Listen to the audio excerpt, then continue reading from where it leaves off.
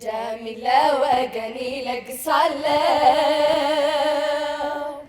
እሰጣለሁ እኔም እሰጣለሁ መልካም ለወገኔ አደርጋለሁ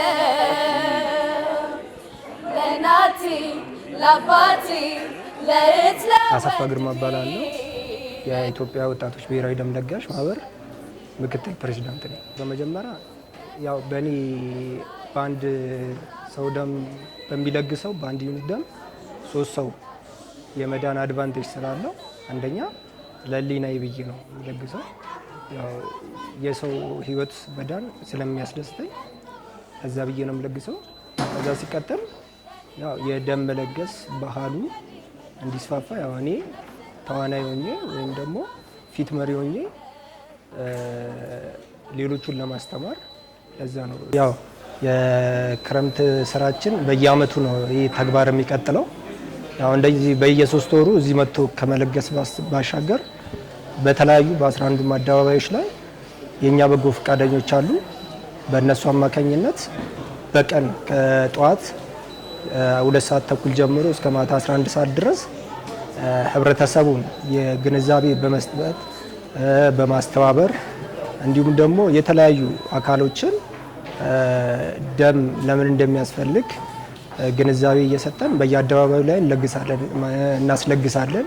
ደም ይሰበሰባል ማለት ነው። ከአዲስ አበባ ላይ ያሉት ከ11ዱም አደባባይ ላይ እና ክረምት ላይ በጣም የተለየ እቅድ ይዘን ነው እኛ የምንገባው ከሌላው ጊዜ በተለየ ማለት ነው እና የተሻለ ህይወት የምናድንበት የተሻለ ነገር የምንሰራበት በጣም ትልቅ የክረምት በጎ ፍቃድ ስራ ነው የምንሰራው እንደ ደም ለጋሽ ማህበራችን።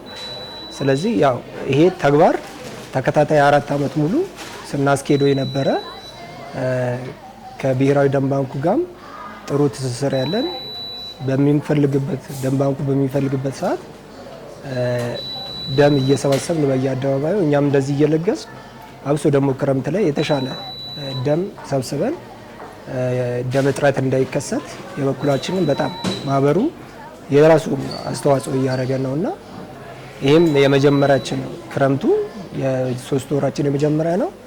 በየአደባባዮቹም ላይ ተከፍቷል። ክረምት ስራ ያው ከተለያዩ ተቋማቶች ጋር በጣም የተሻለ ስራ እየሰራን እንገኛለን። ተከታታይ ለ3 ወርም ይህንን ተግባር አስቀጥለን እንሄዳለን የሚል ሀሳብ ነው ያለኝ። በጎ ፈቃደኝነት ያው ከውስጥ የሚመነጭ ነገር ነው።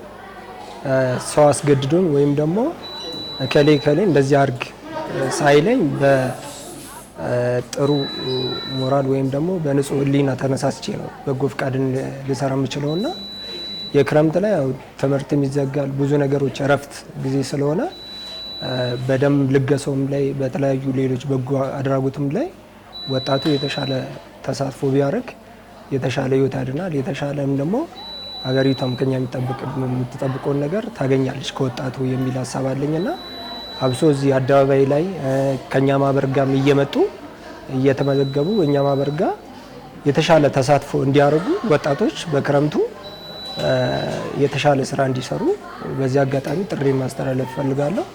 ያው እንዳልኩት በጎ ፍቃድ ከልብ ከውስጥ የሚመነጭ ነገር ስለሆነ አብሶ ደግሞ ደም ልገሳ ላይ ደም ልገሳው ህይወትን በአንድ ሰው ደም ልገሳ 3 ሰውን የማዳን በጎን ስራ ስለሆነ ወጣቱ እዚህ ላይ በመለገስም በማስለገስም በማስተባበርም በዚህ ክረምት ላይ የተሻለ አቅሙን ተጠቅሞ ጥሩ ስራ እንዲሰራ ጥሪን አቀርባለሁ።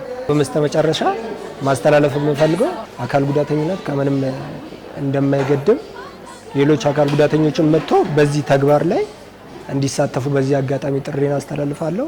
ደም ይለግሱ ህይወት ይታደጉ። አመሰግናለሁ።